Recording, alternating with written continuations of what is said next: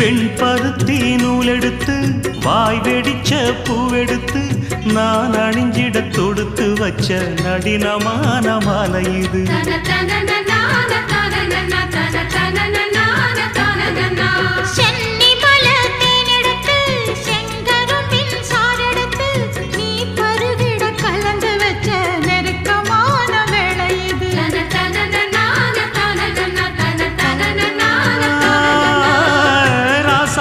உடம்பிருக்கும் ரவிக்க துணி நானாக அன்னாடம் சூடி கொண்ட ஆசை வச்சாகாதா.